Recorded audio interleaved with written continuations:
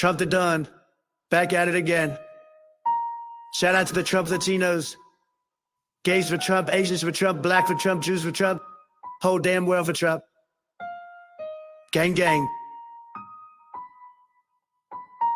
Excuse me. Fuck Joe Biden. Excuse me. Fuck Joe Biden. Excuse me. Fuck Joe Biden. Excuse me. Fuck Joe Biden. Excuse me. Fuck Joe Biden. Excuse me. Fuck Joe Biden. Excuse me. Fuck Joe Biden. Excuse me.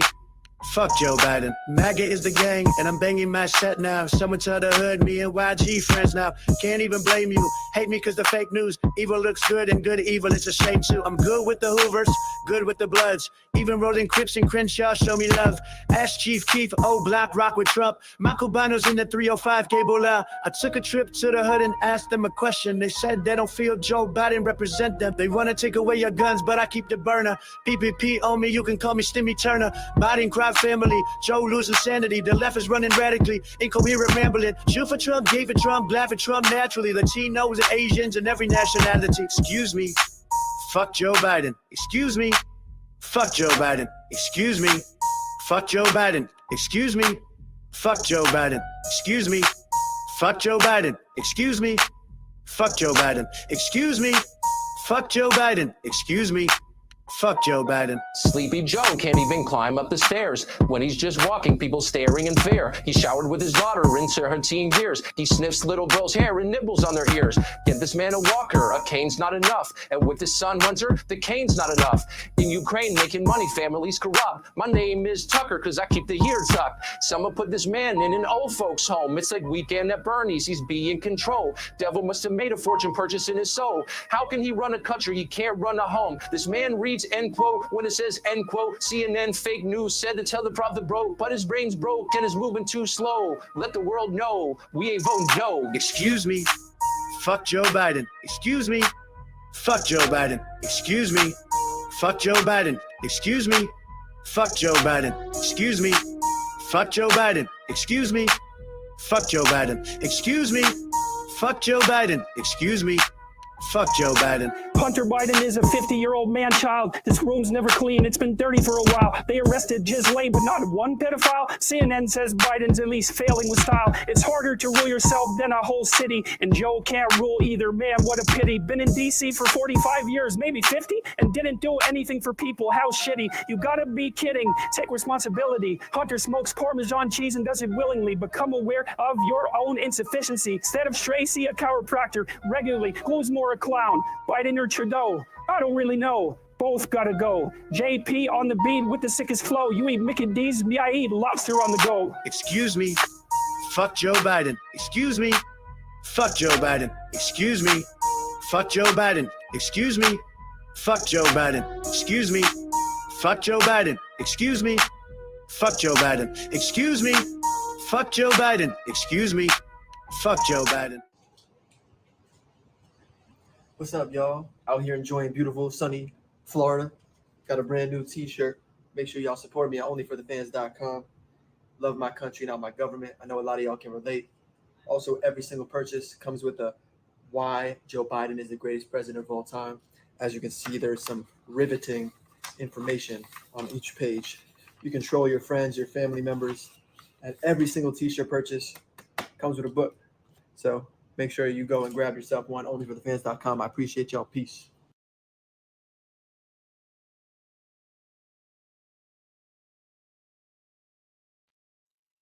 What it is, what it will be. What up, everybody? Hope everybody's doing good today. Yeah, make sure this thing's working. What up, everybody? Yep, it's working. So we got the presidential debate starting real soon. Before we get into that, let me show you a little live coverage. This was about 20 minutes ago. I paused it as President Trump was landing his plane. Well, he wasn't landing it. The pilots were landing his plane. Check this out.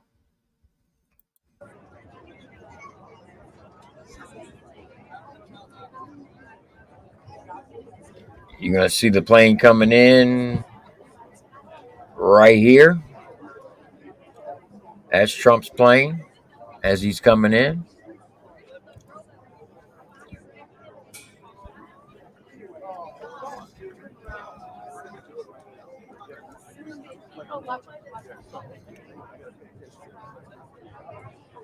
Trump is flying around in his personal plane like he did in 2016.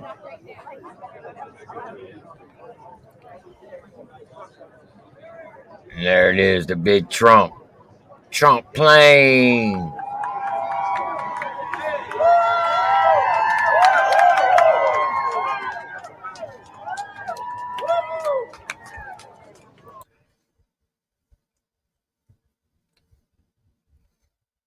Man, rise in style.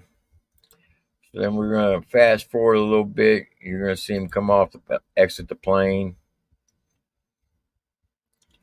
I'll say one thing about Trump. He likes to make a grand entrance. It's set here for like a good 15 minutes.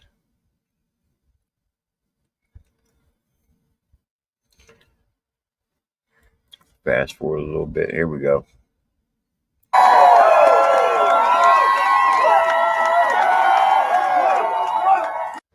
Now notice when he comes down these stairs, you know, he's smart. He grabs the handrail. We all would. I don't care what age you are.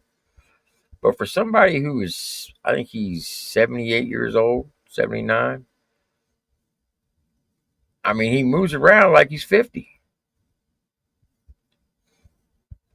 You ain't got to worry about him falling down the stairs. You don't have to worry about somebody escorting him around. I mean, the guy's... I don't know what the hell he's doing there.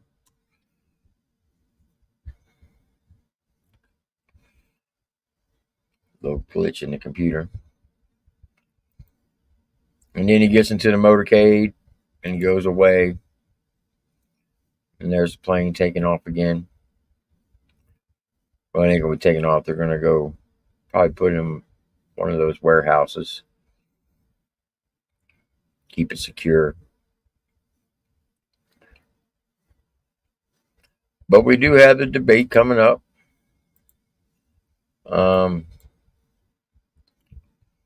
They're just replaying it. So it looks like we got 19 minutes and 46 seconds until the actual debate. Now, CNN said that if anybody live streams the debate, they are going to ask YouTube to strike the channels and take the videos down. So you will not be able to see it, but you'll be able to hear it here on this live stream. And I will be interrupting it and giving my point of view under the Fair Use Act. So with that being said, before we get started, and I open the panel up, let's see who all is up in this his owl. Normally tonight we would be on the rundown, but because of the presidential debate, Mr. Adam Calhoun and Mr. Mises himself said that they would like to watch the debate rather than do the rundown. They asked if we could do it live on the Triple T channel, and I said no because I knew that they would strike the channel, and I didn't want to take that risk. So I decided to do it on this channel because I don't like to watch TV anymore. I literally have not watched TV since 2019, since I started YouTube. Let me say this. From December 29, 2019 till today, I have probably watched maybe 10 hours of TV. Like, if you add it all up, maybe total of 10 hours. I don't watch TV no more because it's too depressing, and what they put on there is a bunch of BS. So I'd rather get on here and talk to the people of the community and help promote independent artists over on the Triple T and the Dog Pound Reaction channel. That's my niche. That's what I've been doing since December 29, 2019. Some people may like what I do. They may not like what I do, but it is what it is. But We got Spencer in the house. I'm going to mess this up. Alina Rose, I think it is. Welcome. Jeffrey. Michael Craven. Billy McGee. Fireman 17's in the house. The Lily Victoria Smith. Mustard Scroll, what up? Captain Kurt, what up? Menace, what is up? Undecided voters, remember that phrase. That's what they're going to run with. How Biden won in November. Shaking my head. Facts. I will say this. If they try to pull the same shenanigans they did 4 years ago, I don't think it's going to go over and be able to brush it underneath the table like the rug like they did 4 years ago. I think too many Americans will get pissed off and there will be an uprising in this country, which we do not want that to happen because there will be a lot of violence involved. And I am not promoting violence. I discourage from violence. But when it comes to this nation and to this country and our freedoms, it is what it is. What up, Mike Dugan? Oh, snap. Daniel Armstrong. Thanks for breaking my eardrums, Tim. Love, Amy. Jennifer 615. Oh my God. Hell must have froze over. She finally made a live stream. How you doing, Jennifer? It's always good to see you. I'm just messing with you. What up, Rentless? Oh, snap. What up, Larissa? He's 78. All right, so Trump is 78. Amy Lynn. I pretty much have no service. Oh, thank God. I ain't got to worry about you going, no, no, no, no, no, no, no, no, no, no. It sounded like YZ.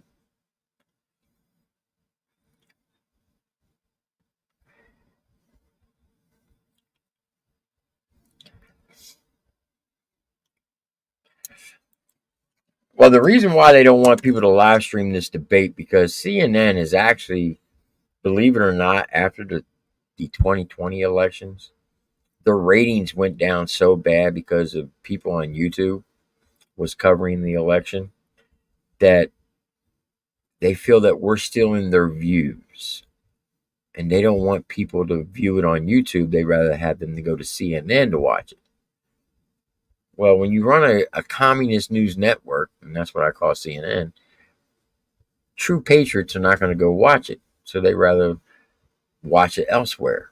Where else can you watch it? YouTube. And that's why they don't want anybody to be able to view it on YouTube. Even though under the Fair Use Act, according to the laws, we're allowed to, under the fair use law, to be able to show their content as long as we make it our own, like pause it, put an overlay on it. But I don't want to give them that satisfaction or take that risk, so we're just going to hear the audio, and I may bring it up to show you some still footage, but not the actual video. I hope I was able to answer that.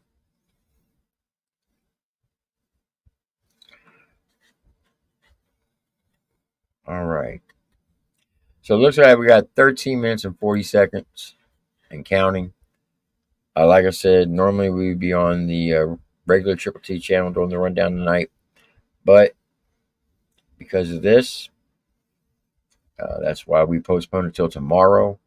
So tomorrow at 9 p.m. Eastern, Friday night, I will be live with Trainwreck Kenny, Eddie Robinson, City Chief, Mr. Reactions, Mises, and Adam Calhoun to do the rundown.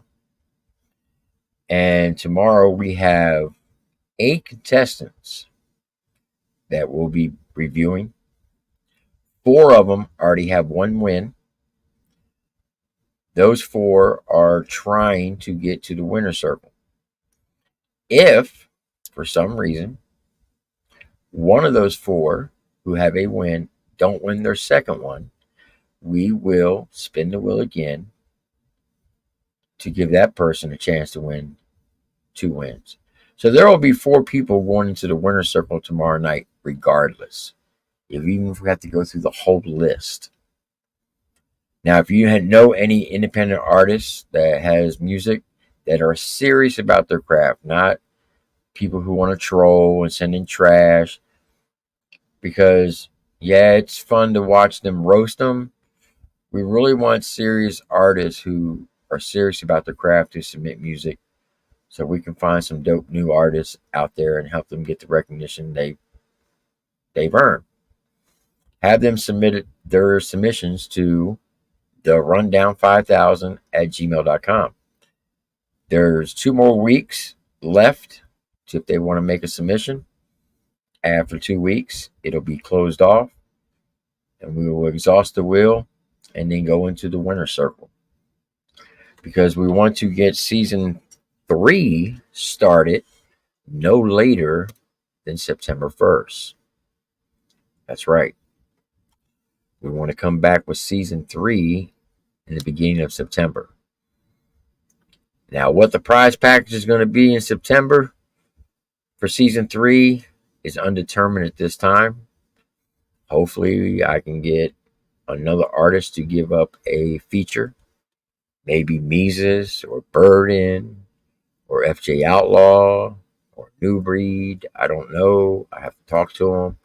But that is the goal, is to get another artist to give up a feature and a music video, along with everything else that we're doing this season, like the $500 cash, Chad Arms TV interview, a free subscription for 1 year to have their own website to upload their music and their videos, a free beat by City Chief, and a music video, 3 interviews from 3 reputable music reactors. One of them has over 178,000 subs.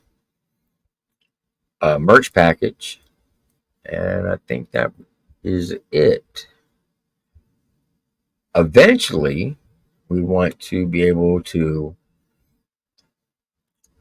if the email to the show is called the Rundown 5000. Why does it have the number 5,000 in the email? Because eventually that's what we want the grand prize to be, is $5,000. That's our goal. Now, in order to get there, we're going to need some financial support from the subscribers, like to buy merch, donations, and things like that. I'm coming out of my pocket for the most of the 500. There has been some money donated towards that 500, but I'm not going to come out of pocket for $5,000 unless I hit the lottery. So, just so you know, if y'all could, I normally don't ask this, but if y'all could, please hit that like button, share this live stream out, get it to your family and friends and neighbors, and tell them to come over and watch the debate over here instead of giving CNN the views on YouTube or on their TV station. I would greatly appreciate it.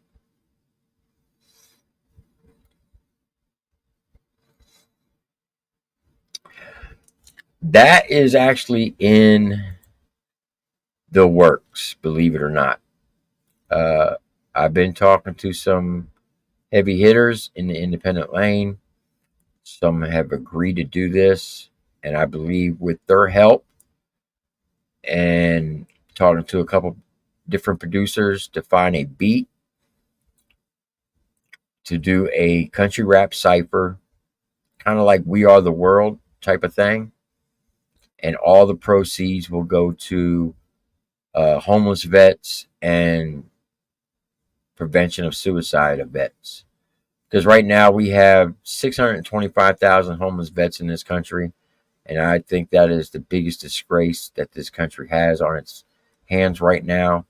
Because we're spending over $40 billion to countries like Ukraine, Syria, Afghanistan, when we could take that money and put it back into this country and help get those 625,000 heroes who fought for this country, that gave us our rights to be able to say what we want, do what we want, go where we want.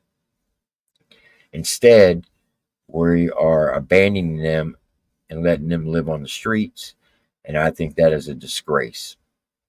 As a veteran myself, I help out as much as I can, but I'm only one person. I'm not a millionaire. Trust me, if I could afford it, I would pay to get every one of them off the streets. But when you have 625,000 veterans living on the streets in this country, and we're giving away free rent for a year to illegal aliens that could come across the border illegally, plus we're giving them $1,000 a month in debit cards to buy food and giving them free health care, but yet we're not doing that for our veterans. That to me is a black eye on the country, and it's a disgrace. That's just my thoughts.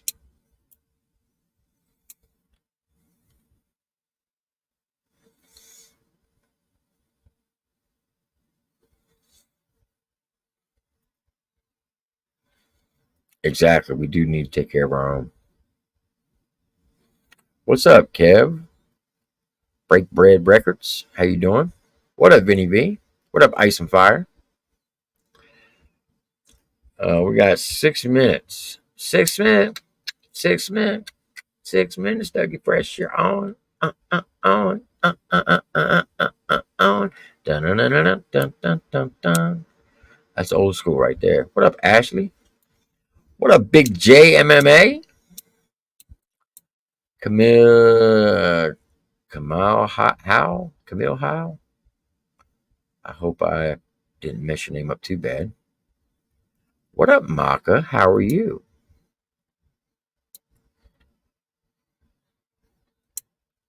Look, I'm going to say something.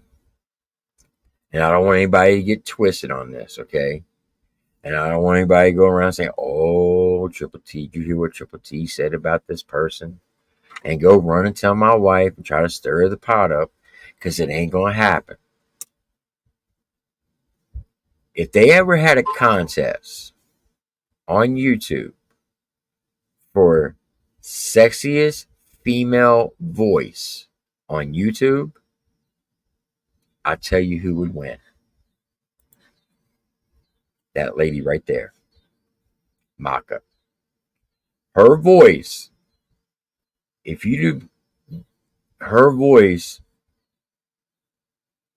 I'm sorry, it sounds sexy. She's got that sweet, elegant voice. That's why Menace wants to leave his wife and marry her. Not my words, his words. What up, Buckshot? See? Look, see? Wait, why would she be your future ex-wife? I never understood why people say that. Oh, that's my future ex-wife. Well, if you plan on marrying her, why would you want her to be your ex-wife? I can understand that's my future wife, but future ex-wife? Why would you want to give up something if it's that good? I'm just saying.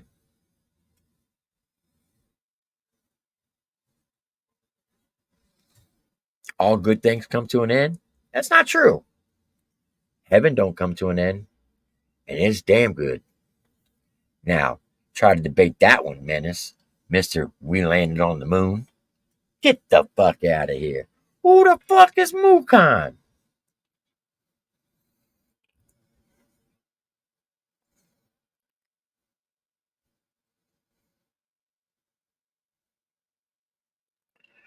We got 3 minutes and 10 seconds, folks. 3 minutes and 10 seconds.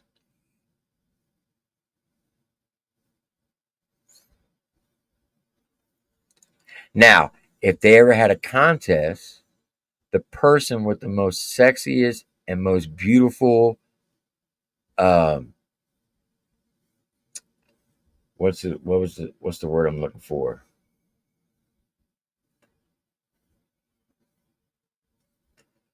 Most sexy and most beautiful person who has a great soul, meaning they're like the sexiest, most beautiful person who like will give you the shirt off their back and do anything for you, that will go to this person right here, Miss Larissa. And I'm not saying that because she's a friend of mine. I'm just telling you from personal experience. She is one of the most sweetest people you will ever meet, and she will go out of her way to make sure that you need what you need to get through in life. She would give you her last dollar. I'll just put it to you like that. Just saying.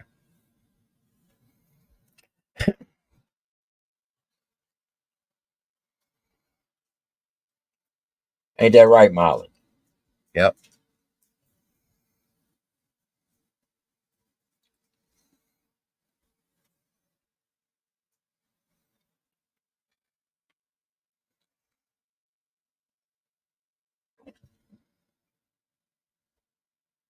Yeah, I seen that, Big J, that they have these. So let me show you this video that Adam Calhoun put out.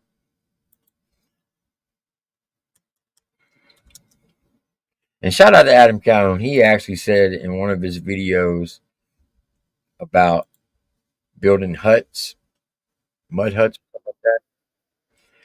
He's like, you better pack a lunch. If you don't know what that reference is from, that was from the night that me and him had our difference and we kind of went at each other. I kind of said that to him, which I thought was kind of funny. But here's Adam Calhoun breaking down how the debate's going to go. Here we go.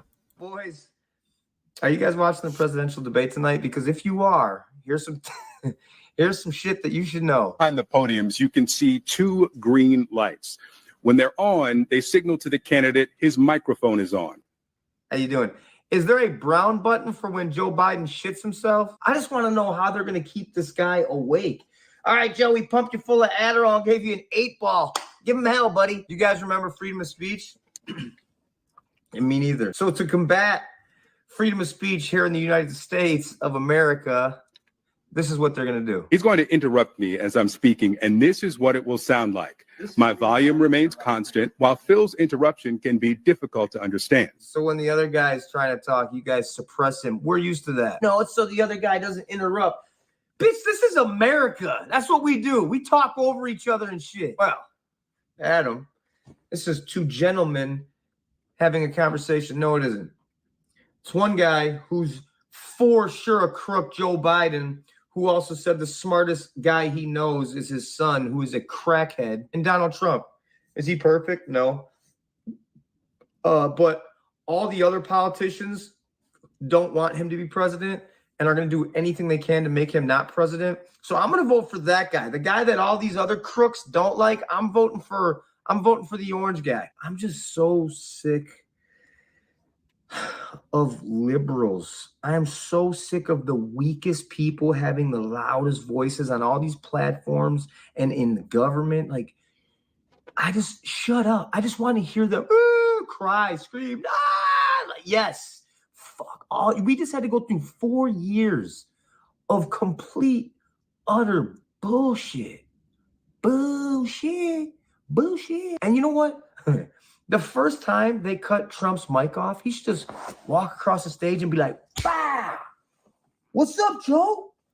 Now you can give me an actual real felony. And then he should just look at the camera and say, vote for Trump, 2024. Don't be a biatch. Maybe smoke a blunt and put the thug life glasses on. I don't know. All that I can tell from Americans is that all we want is affordable gas, affordable groceries. We'll work our whole lives to the fucking grave. Could we just get a couple weeks of vacation, affordable housing? We stop sending our young men and women off to war to die. Can we secure our borders? Can we shut everything down and just focus on us. If you voted for Joe Biden,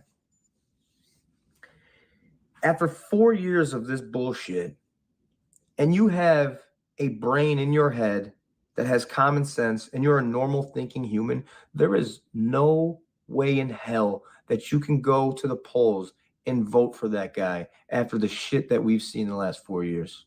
I'm out of here. Hey, Mike, I didn't forget about you. Oh, you smell, man. I can smell you. Fuck you, Mike. That was funny. Yep, it's starting.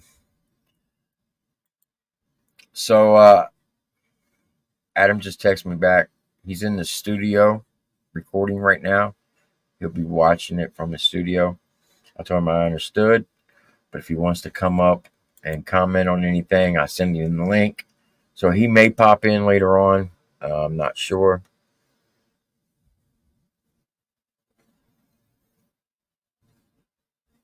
Oh, I thought you said my mic was muted.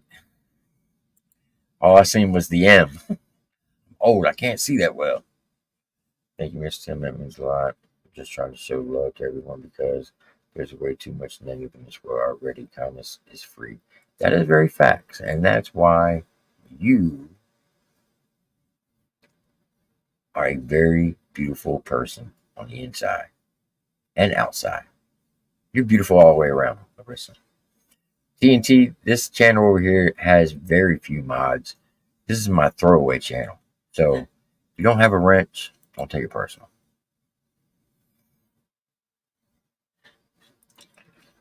This is my I'm going to talk shit channel. You know what I mean? It is what it is.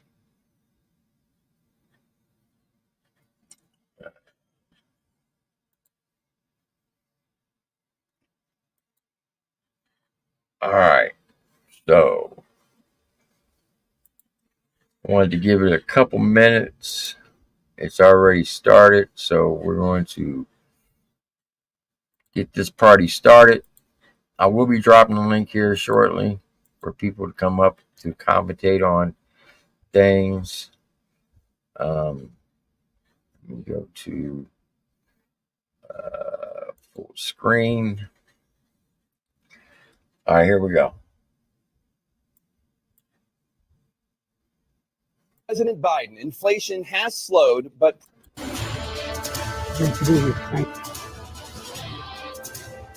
and please welcome the 45th President of the United States, Donald Trump. They literally have nobody in the audience. Gentlemen, thanks so much for being here. Let's begin the debate, and let's start with the issue that voters consistently say is their top concern, the economy. President Biden, inflation has slowed, but prices remain high. Since you took office, the price of essentials has increased. For example, a basket of groceries that cost $100 then now costs more than $120. And typical home prices have jumped more than 30%. What do you say to voters who feel they are worse off under your presidency than they were under President Trump? We got to take a look at what I was left when I became president, what Mr. Trump left me. We had an economy that was in free fall. The pandemic was so badly handled. Many people were dying. All he said was, it's not that serious. Just inject a little bleach into your arm. You'll be all right. The economy collapsed. There were no jobs. Unemployment rate rose to 15%. It was terrible. And so what we had to do is try to put things back together again. And that's exactly what we began to do.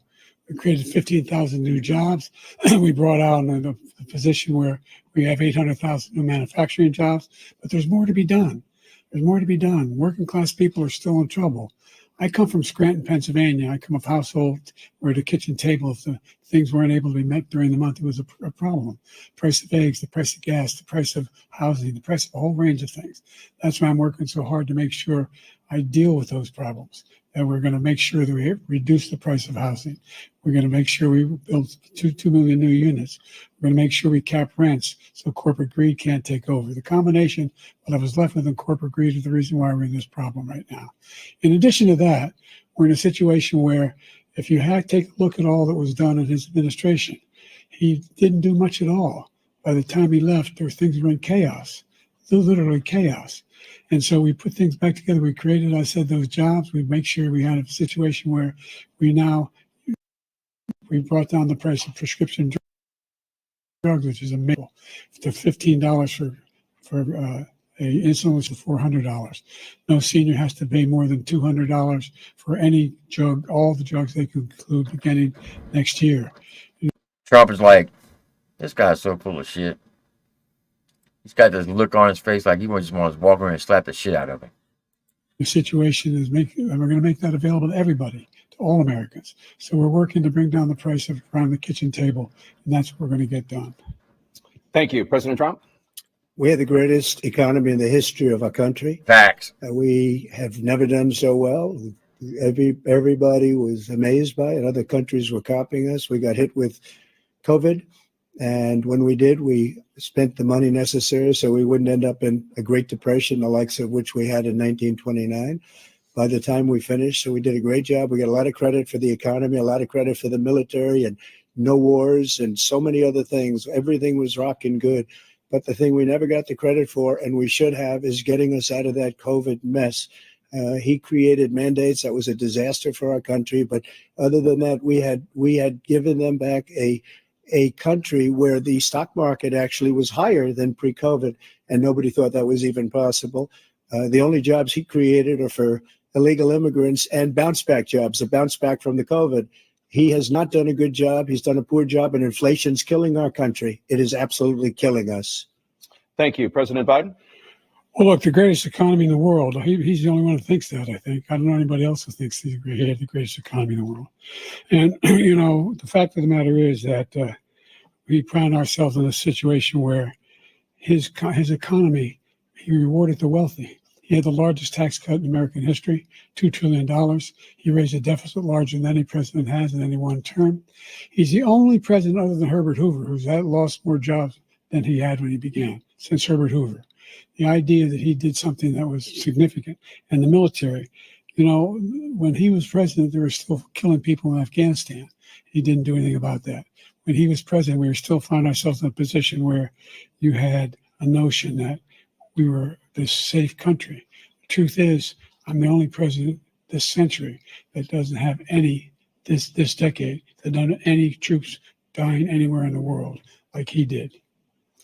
President Trump, I want to follow up if I can. Am I allowed to respond to him? Well, I'm going to ask you a follow-up. You can do whatever you want with the minute that we give you. I want to follow up. You want to impose a 10% tariff on all goods coming into the I call bullshit. What about the 13 vets that died in Afghanistan, you dummy? U.S. How will you ensure that that doesn't drive prices even higher? Not going to drive them higher. It's just going to cost countries that have been ripping us off for years, like China and many others, in all fairness to China. It's going to just force them to pay us a lot of money, reduce our deficit tremendously, and give us a lot of power for other things. But he made a statement. The only thing he was right about is I gave you the largest tax cut in history. I also gave you the largest rate in history. That's why we had all the jobs. And the jobs went down, and then they bounced back, and he's taking credit for bounce back jobs. You can't do that. He also said he inherited 9% inflation. No, he inherited almost no inflation, and it stayed that way for 14 months. And then it blew up under his leadership because they spent money like a bunch of people that didn't know what they were doing, and they don't know what they were doing. It was probably the worst administration in history. There's never been. And as far as Afghanistan is concerned, I was getting out of Afghanistan, but we were getting out with dignity, with strength, with power. He got out. It was the most embarrassing day in the history of our country's life. President Trump. Facts. Oh, don't cut out now, CNN. New debt. Well, so far, President Biden, you've approved $4.3 trillion in new debt. So, former President Trump, many of the tax cuts that you signed into law are set to expire next year. You want to extend them and go even further, you say. With the U.S. facing trillion-dollar deficits and record debt, why should top earners and corporations pay even less in taxes than they do now? Because the tax cuts spurred the greatest economy that we've ever seen just prior to COVID. And even after COVID, it was so strong that we were able to get through COVID much better than just about any other country. But we spurred, that tax spurred. Now, when we cut the taxes, as an example, the corporate tax was cut down to 21% from 39%, plus beyond that. We took in more revenue with much less tax, and companies were bringing back trillions of dollars back into our country. The Facts. country was going like never before, and we were ready to start paying down debt. We were ready to start using the liquid gold right under our feet, the oil and gas right under our feet. We were going to have something that nobody else has had. We got hit with COVID. We did a lot to fix it. I gave him an unbelievable situation with all of the therapeutics and all of the things that we came up with. We gave him something great. Remember, more people died under his administration, even though we had largely fixed it. More people died under his administration than our administration, and we were right in the middle of it, something which a lot of people don't like to talk about. But he had far more people dying in his administration. He did the mandate, which is a disaster, mandating it. The vaccine went out. He did a mandate on the vaccine, which is the thing that people most objected to about the vaccine. And he did a very poor job, just a very poor job. And I will tell you, not only poor there, but throughout the entire world, we're no longer respected as a country. They don't respect our leadership. They don't respect the United States anymore. We're like a third world nation between weapons. Boy, the damn CNN website's fucking going in and out.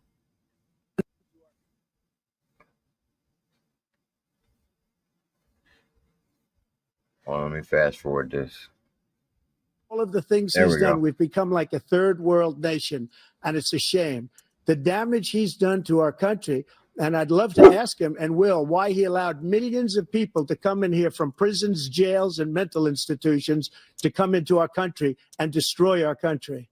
President Trump, we will get to immigration later in this block. President Biden, I want to give you an opportunity to respond to this question about the national debt. He had the largest national debt of any president in a 4-year period, number one. Number two, he got $2 trillion tax cut, benefited the very wealthy. What I'm going to do is fix the tax system. For example, we have 1,000 trillionaires in America. I mean, billionaires in America. And what's happening? They're in a 1,000 situation where trillionaires, yeah. They, in fact, pay 8.2% in taxes. If they just paid 24%, 25%, either one of those numbers, they'd raise $500 million, billion dollars, I should say, in a 10-year period. We'd be able to wipe out his debt. We'd be able to help make sure that all those things we need to do, child care, elder care, making sure that we continue to strengthen our healthcare system, making sure that we're able to make every single solitary person eligible for what I've been able to do with the Look at this with the COVID. Excuse me, with dealing with everything we have to do with. Look, if we finally beat Medicare. Thank you, President Biden. President Trump? Well, he's right. He did beat Medicare. He beat it to death, and he's destroying Medicare because all He's of lost. these people are coming in. They're putting them on. That dude is lost. That dude is lost right now. He's like, we beat Medicare. Look, I'm gonna back it up so y'all can see it. Watch him stumble. If we finally beat Medicare. Thank you, President Biden. With the COVID, excuse me, with dealing with everything we have to do with. Look, if we finally beat Medicare. Thank you, President Biden. President Trump? That's sad. Well, he's right. He did beat Medicare. He beat it to death, and he's destroying Medicare because all of these people are coming in. They're putting them on Medicare. They're putting them on Social Security. They're going to destroy Social Security. This man is going to single-handedly destroy Social Security. These millions and millions of people coming in, they're trying to put them on Social Security. He will wipe out Social Security. He will wipe out Medicare. So he was right in the way he finished that sentence. And it's a shame. What's happened to our country in the last 4 years is not to be believed. Foreign countries, I'm friends with a lot of people. They cannot believe what happened to the United States of America. We're no longer respected. They don't like us. We give them everything they want, and they think we're stupid. They think we're very stupid people. What we're doing for other countries, and they do nothing for us. What this man has done is absolutely criminal. Look at Biden. Thank you, President Trump. Dana? This is the first presidential election since the Supreme Court overturned Roe v. Wade. This morning, the court ruled on yet another abortion case, temporarily allowing emergency abortions to continue in Idaho, despite that state's restrictive ban. Former President Trump, you take credit for the decision to overturn Roe v. Wade, which returned the issue of abortion to the states. Correct. However, the federal government still plays a role in whether or not women have access to abortion pills. They're used in about 2/3 of all abortions. As president, would you block abortion medication? First of all, the Supreme Court just approved the abortion bill, and I agree with their decision to have done that, and I will not block it. And if you look at this whole question that you're asking, complex, but not really complex. 51 years ago, you had Roe v. Wade, and everybody wanted to get it back to the states. Everybody, without exception. Democrats, Republicans, liberals, conservatives. Everybody wanted it back. Religious leaders. And what I did is I put 3 great Supreme Court justices on the court, and they happened to vote in favor of killing Roe v. Wade and moving it back to the states. This is something that everybody wanted. Now, 10 years ago or so, they started talking about how many weeks and how many this, getting into other things. But every legal scholar throughout the world, the most respected, wanted it brought back to the states. I did that. Now the states are working it out. If you look at Ohio, it was a decision that was an end result that was a little bit more liberal than you would have thought. Kansas, I would say the same thing. Texas is different. Florida is different. But they're all making their own decisions right now. And right now, the states control it. Look, that dude stayed in that position for about 18 seconds without blinking. Is he a robot? Is he AI? Is he even real? That's the question. It's the vote of the people. Like Ronald Reagan, I believe in the exceptions. I am a person that believes. And frankly, I think it's important to believe in the exceptions. Some people, you have to follow your heart. Some people don't believe in that. But I believe in the exceptions for rape, incest, and the life of the mother. I think it's very important. Some people don't. Follow your heart. But which way did he go, George? Which way did he go? That has to do with other things. You got to get elected. The problem they have is they're radical because they will take the life of a child in the 8th month, the 9th month, and even after birth. After birth. Look at that frown in his nose. He's taking a shit. If you look at the former governor of Virginia, he was willing to do this. He said, we'll put the baby aside and we'll determine what we do with the baby, meaning we'll kill the baby.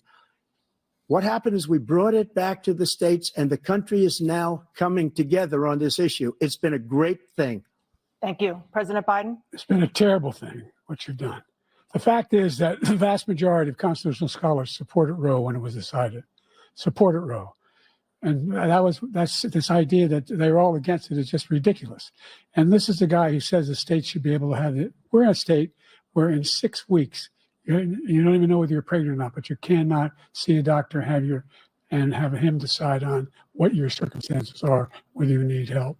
The idea that states are able to do this is a little like saying we're going to turn civil rights back to the states, let each state have a different rule. Look, there's so many young women who have been, including a young woman who just was murdered, and he went to the funeral. The idea that she was murdered by an immigrant coming in, they talk about that. But here's the deal: there's a lot of young women are being raped by their in-laws, by their spouses, brothers and sisters. It's just ridiculous, and they can do nothing about it. And they try to arrest them when they cross state lines. Thank you. There have been many young women murdered by the same people he allows to come across our border. We have a border that's the most dangerous place anywhere in the world, considered the most dangerous place anywhere in the world. And he opened it up, and these killers are coming into our country, and they are raping and killing women. And it's a terrible thing. As far as the abortion is concerned, it is now back with the states. The states are voting. In many cases, it's frankly a very liberal decision. In many cases, it's the opposite.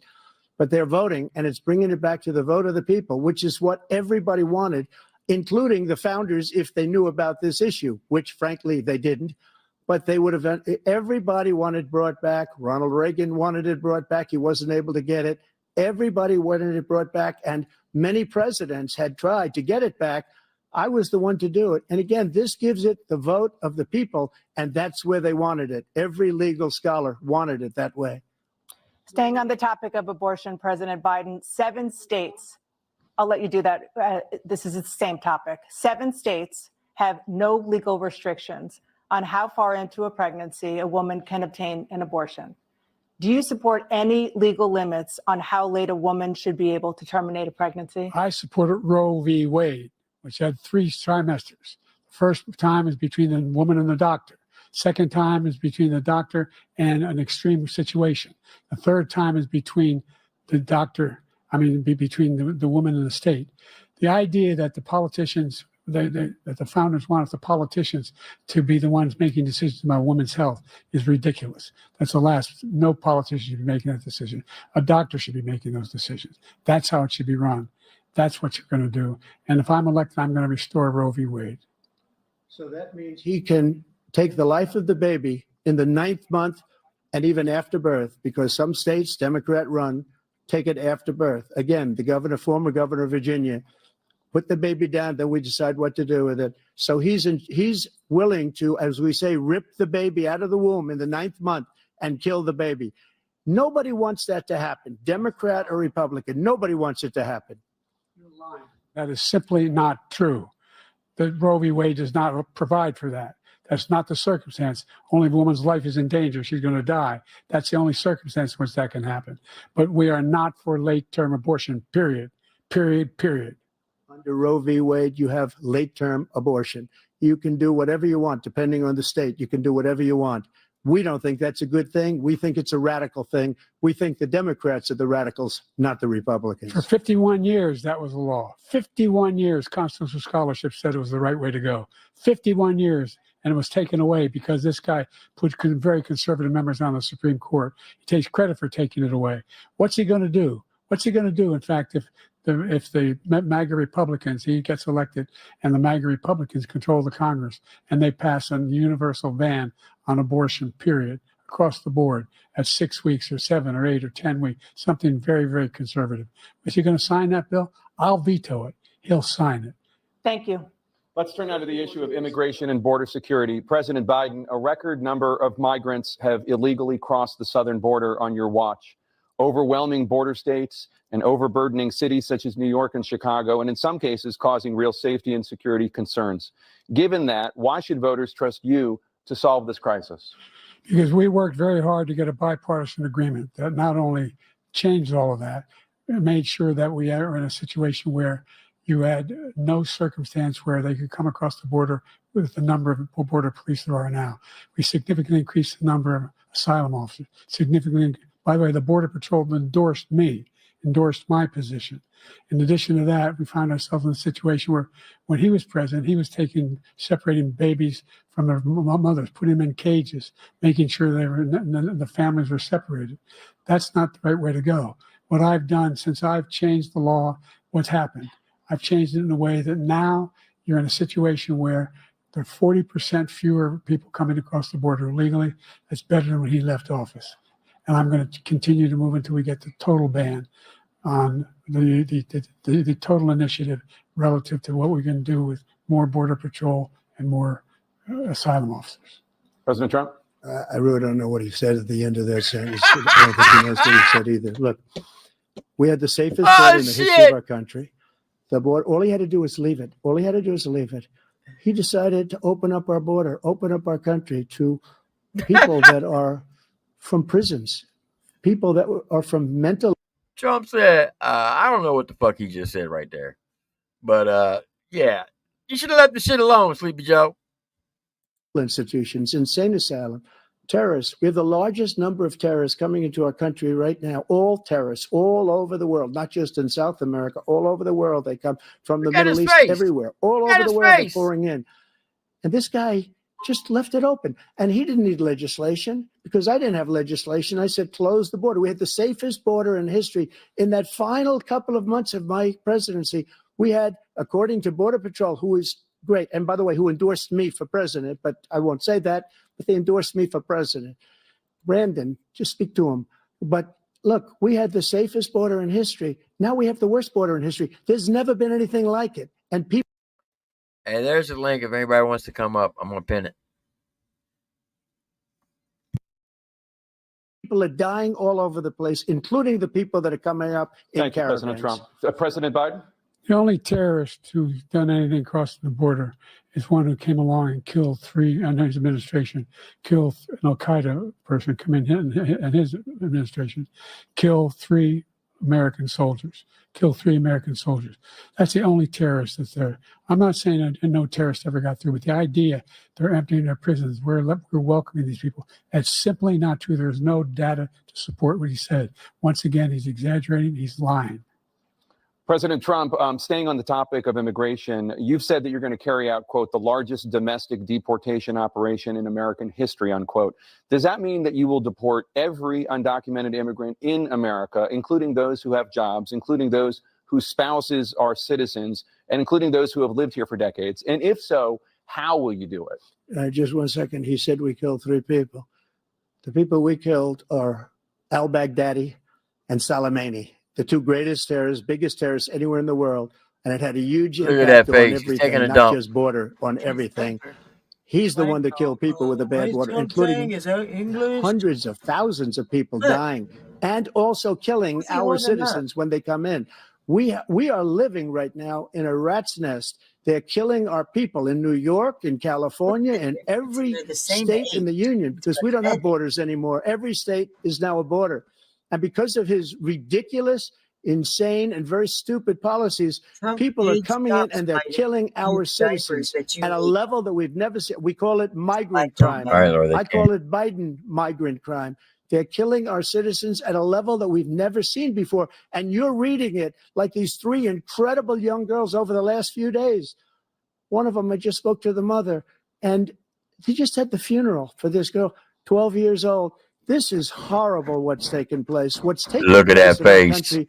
We're literally an uncivilized country now. He doesn't want it to be. He just doesn't know. He opened the borders. Nobody's ever seen anything like. And we have to get a lot of these people out, and we have to get them out fast because they're going to destroy our country. Just take a look at where they're living. They're living in luxury hotels in New York City and other places. Our veterans are on the street. They're dying because he doesn't care about our veterans. He doesn't care. He doesn't like the military at all. Fact. And he doesn't care about our veterans. Nobody been worse. I had the highest approval rating for veterans taking care of the VA. He has the worst. He's gotten rid of all the things that I approved. Choice that I got through Congress, all of the different things I approved, they abandoned. We had by far the highest, and now it's down in less than half because he's done all these great things that we did. And I think he did it just because I approved it, which is crazy. But he has killed so many people at our border by allowing all of these people to come in. And it's a very sad day in America. President Biden, you have the mic. Every single thing he said is a lie. Every single one. For example, veterans are a hell of a lot better off since I passed the PACT Act. 1 million of them now have insurance, and their families have it. Their families have it because what happened, whether it was Agent Orange or burn pits, they're all being covered now. And he opposed, his group opposed that. We're also in a situation where we have great respect for veterans. My son spent a year in Iraq, living right next to one of those burn pits, came back with stage 4 glioblastoma. I was recently in France for D-Day, and I spoke all about those heroes that died. I went to the World War II cemetery, World War I cemetery he refused to go to. He was standing with his 4-star general, and he told me, he said, I don't want to go in there because they're a bunch of losers and suckers. My son was not a loser, was not a sucker. You're the sucker. You're the loser. President Trump? First of all, that was a made-up quote, suckers and losers. They made it up. It was in a third-rate magazine that's failing, like many of these magazines. He made that up. He put it in commercials. We've notified him. We had 19 people that said I didn't say it. And think of this. Who would say I'm at a cemetery or I'm talking about our veterans? 1 second, folks. What up, HBR? HBR, is that you? Yep. Is that you, Bradley? That's me. What you need? I don't know, dude. Huh? Like, what you doing, dude? Huh? That's me. What? Dude, what? Why are you screaming in the mic? Well, I'm on my phone, dude. I'm fucking driving. I don't have headphones. Hey, I'm surprised to see you're doing. Why didn't you do this on your real channel? Why? So you can report it? Huh? So you can report it? Oh man, the lag is so goddamn bad. It's unbelievable, dude. I guess I gotta drop out. That's what happens when you try to. I don't have headphones and shit. Bradley, you're an idiot. Yep, the lag, dude. The lag is so behind. It sounds good. The lag is about as bad. Yeah, okay.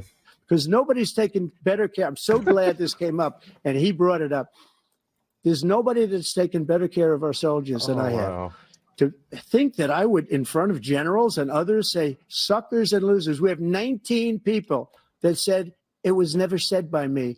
It was made up by him, just like Russia was made up, just like the 51 intelligence agents are made up, just like the new thing with the 16 economists are talking. It's the same thing. 51 intelligence agents said that the laptop was Russia disinformation. It wasn't. That came from his son, Hunter.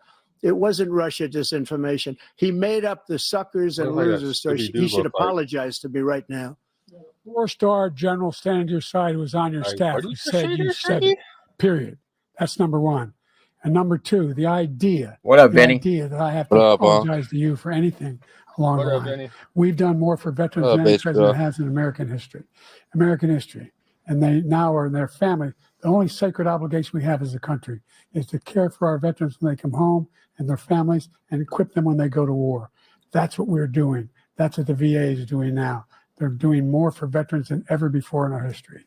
All right. Thank you so much. Let's move to the topic of foreign policy. I want to begin with Russia's war against Ukraine, which is now in its third year.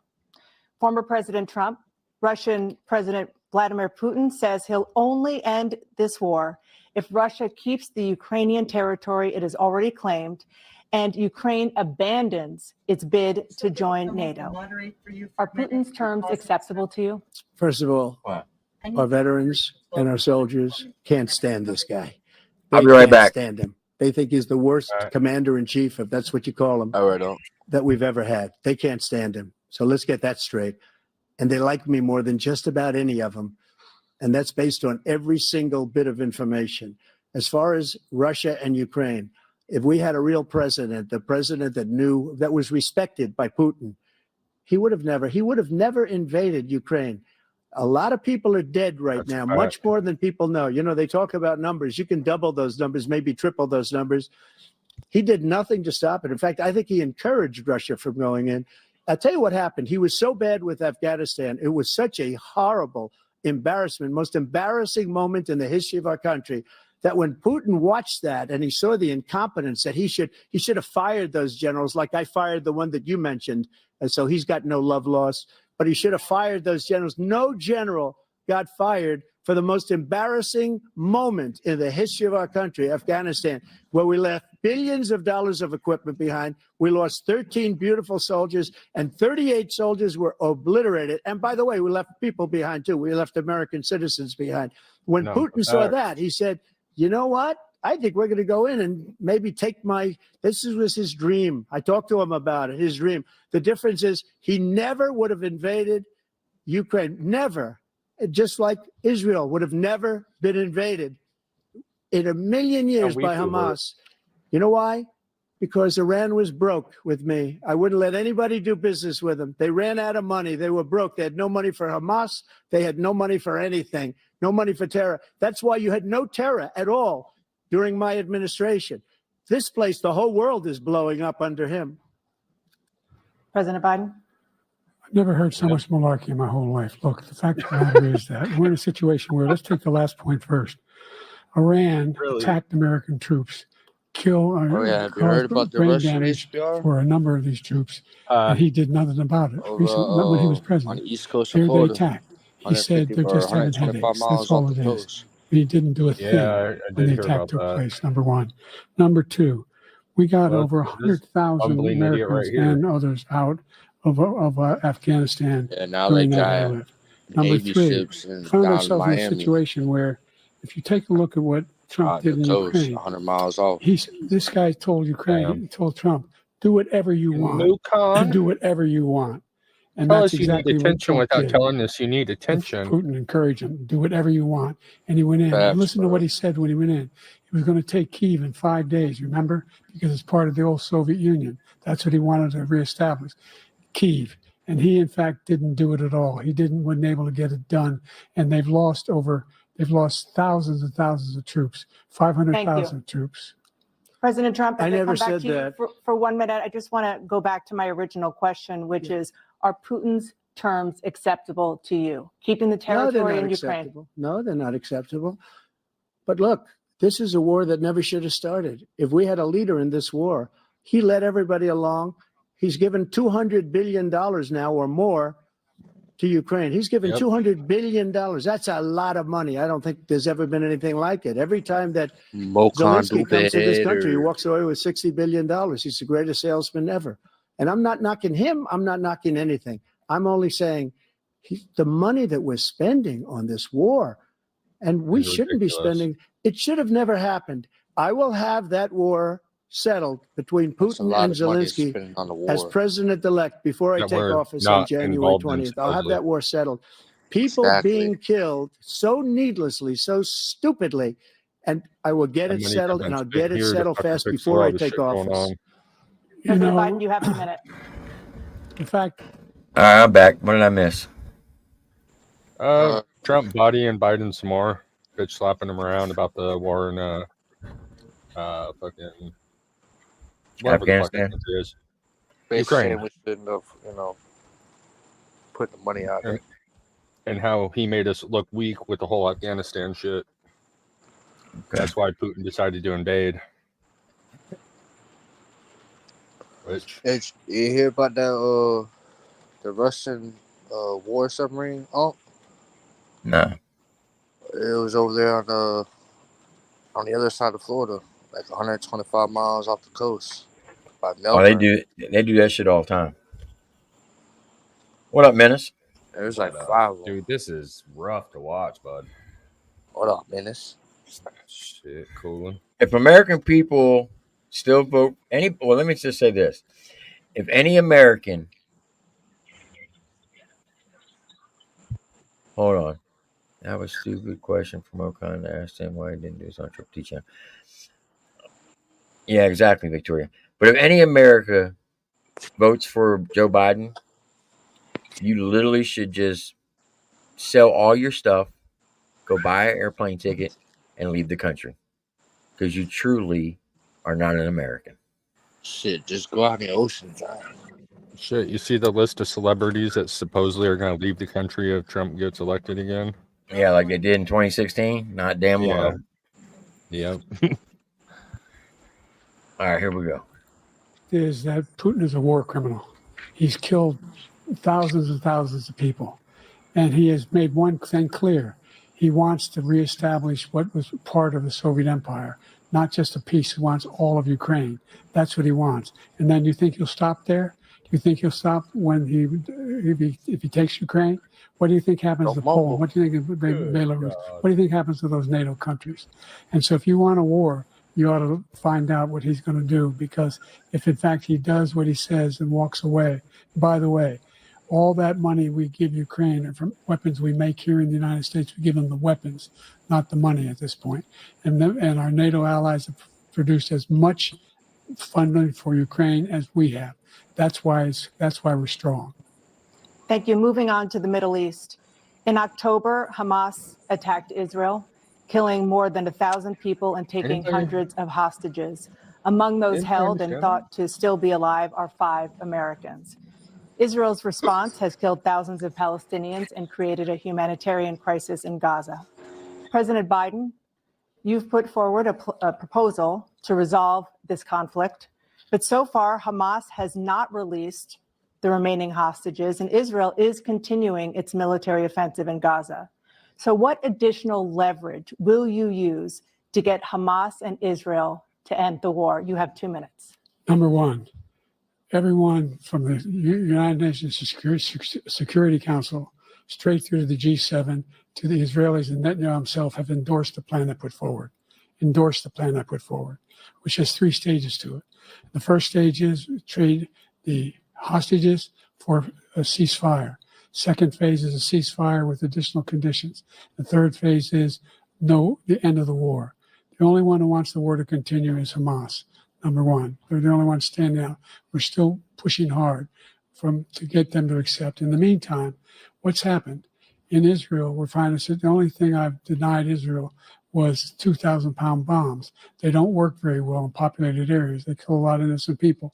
We're providing Israel with all the weapons they need and when they need them. And by the way, I'm the guy that organized the world against Iran when they had a full-blown intercontinental ballistic missile attack on Israel. No one was hurt. No one Israeli was accidentally killed, and it just stopped. We saved Israel. We are the biggest producer of support for Israel of anyone in the world. And so there are 2 different things. Hamas cannot be allowed to be continued. We continue to send our experts and our intelligence people as to how they can get Hamas. Turn your camera on, Amy. Bin Laden. You don't have to do it. And by the way, they've been greatly weakened, Hamas, greatly weakened, and they should be. They should be eliminated. But you've got to be careful for using certain weapons among population centers. Just going back to Ukraine for 1 second. We have an ocean separating us. The European nations together have spent 100 billion, or maybe more than that, less than us. Why doesn't he call them and say, you got to put up your money like I did with NATO? I got them to put up hundreds of billions of dollars. The Secretary General of NATO said Trump did the most incredible job I've ever seen. They wouldn't have any, they were going out of business. We were spending almost 100% of the money was paid by us. He didn't do that. He is lost. He's getting all, you got to ask these people to put up the money. We're over $100 billion more spent, and it has a bigger impact on them because of location, because we have an ocean in between. You got to ask them. As far as Israel and Hamas, Israel's the one that wants to go. He said the only one who wants to keep going is Hamas. Actually, Israel is the one, and you should let him go and let him finish the job. He doesn't want to do it. He's become like a Palestinian, but they don't like him because he's a very bad Palestinian. He's a weak one. President Biden, you have a minute. I've never heard so much foolishness. This is a guy who wants to get out of NATO. You're going to stay in NATO? He's going to pull out of NATO. The idea that we have, our strength lies in our alliances as well. There may be a big ocean, but we're ever able to avoid a war in Europe, a major war in Europe? What happens if, in fact, you have Putin continue to go into NATO? We have an Article 5 agreement. Attack on one is attack on all. You want to start the nuclear war he keeps talking about, go ahead. Let Putin go in and control Ukraine and then move on to Poland and other places. See what happens then. He has no idea what the hell he's talking about. And by the way, I got 50 other nations around the world to support Ukraine, including Japan and South Korea, because they understand that this kind of dislocation has a serious threat to the whole world peace. No major war in Europe has ever been able to be contained just to Europe. President Trump, just to follow up, would you support the creation of an independent Palestinian state in order to achieve peace in the region? I'd have to see, but before we do that, the problem we have is that we spend all the money. So they kill us on trade. I made great trade deals with the European nations because if you add them up, they're about the same size economically. Their economy is about the same size as the United States. And they were no cars, they don't want anything that we have, but we're supposed to take their cars, their food, their everything, their agriculture. I changed that. But the big thing I changed is they don't want to pay. And the only reason that he can play games with NATO is because I got them to put up hundreds of billions of dollars. I said, and he's right about this, I said, no, I'm not going to support NATO if you don't pay. They asked me that question. Would you guard us against Russia at a very secret meeting of the 28 states at that time, nations at that time? And I said, no, if you don't pay, I won't do that. And you know what happened? Billions and billions of dollars came flowing in the next day and the next months. But now we're in the same position. We're paying everybody's bills. Let's turn to the issue of democracy. Former President Trump I want to ask you about January 6, 2021. After you rallied your supporters that day, some of them stormed the Capitol to stop the constitutionally mandated counting of electoral votes. As president, you swore an oath to, quote, preserve, protect, and defend, unquote, the Constitution. What do you say to voters who believe that you violated that oath through your actions and inaction on January 6th and worry that you'll do it again? Well, I don't think too many believe that. And let me tell you about January 6th. On January 6th, we had a great border. Nobody coming through, very few. On January 6th, we were energy independent. On January 6th, we had the lowest taxes ever. We had the lowest regulations ever. On January 6th, we were respected all over the world. All over the world, we were respected. And then he comes in, and we're now laughed at. We're like a bunch of stupid people. That what happened to the United States' reputation under this man's leadership is horrible, including weaponization, which I'm sure at some point you'll be talking about, where he goes after his political opponent because he can't beat him fair and square.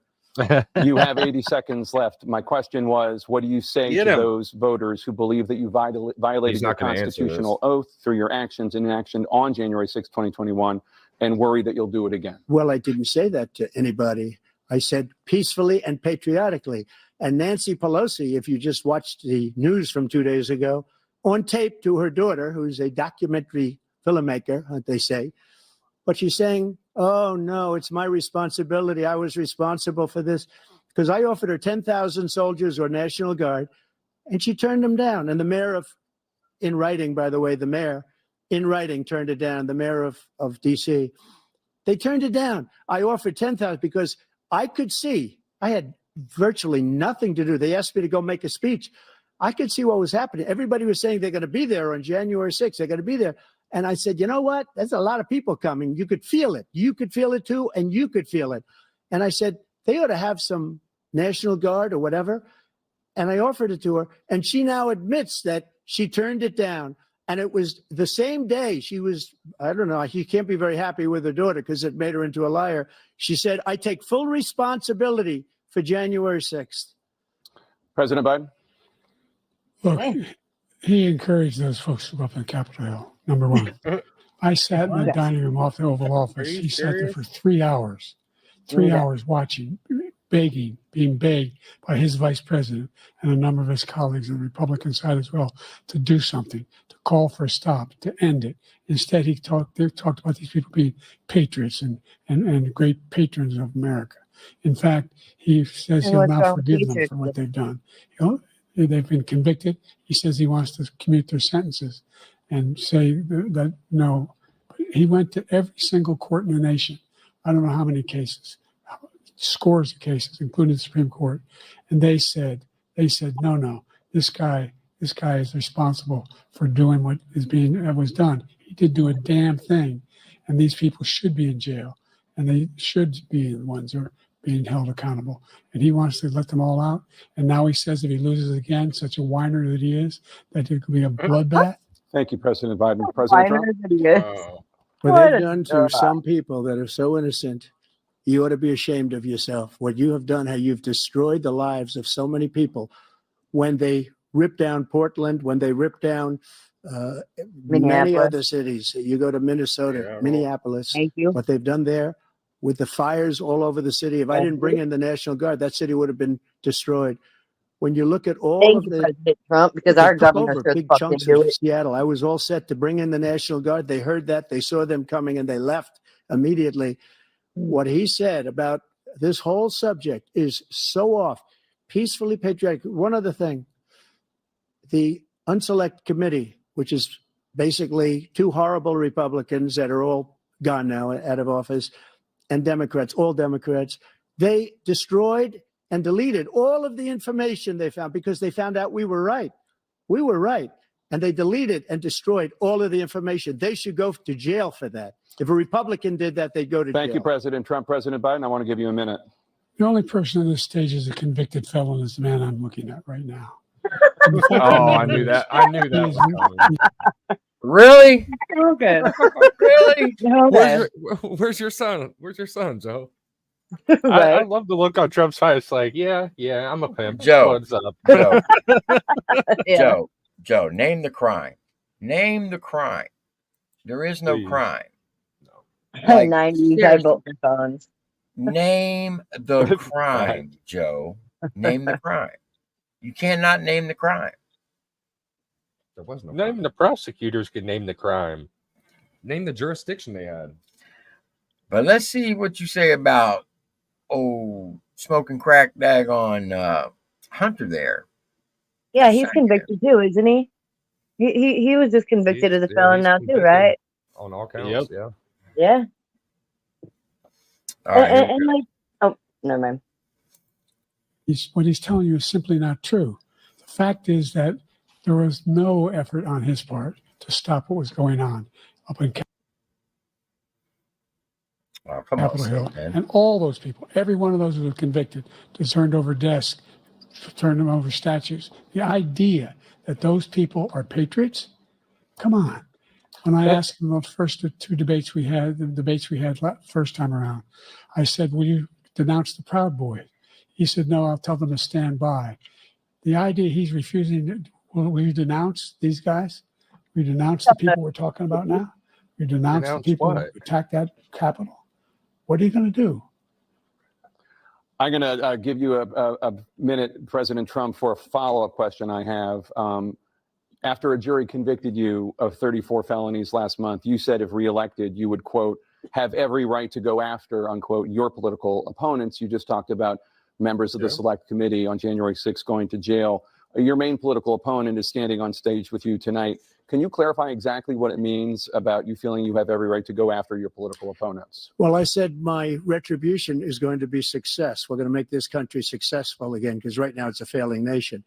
My retribution is going to be success. But when he talks about a convicted felon, his son is a convicted felon at a very high level. His son is convicted, going to be convicted probably numerous other times. Should have been convicted before, but his Justice Department let the statute of limitations lapse on the most important things. But he could be a convicted felon as soon as he gets out of office. Joe could be a convicted felon with all of the like he is, huh? What? horrible things. All of the death cause of the border, telling the Ukrainian people that we're going to want $1 billion or you change the prosecutor. Otherwise, you're not getting $1 billion. If I ever said that, that's quid pro quo. That we're not going to do anything. We're not going to give you $1 billion unless you change your prosecutor, having to do with the son. This man is a criminal. This man, you're lucky. You're lucky. I did nothing wrong. We'd have a system that was rigged and disgusting. I did nothing wrong. Thank you, President Trump. President Biden, you have said, I'm coming right to you, sir. You want to respond? Go ahead. I'll give you a minute to respond. The idea that I did anything wrong relative to what you're talking about is outrageous.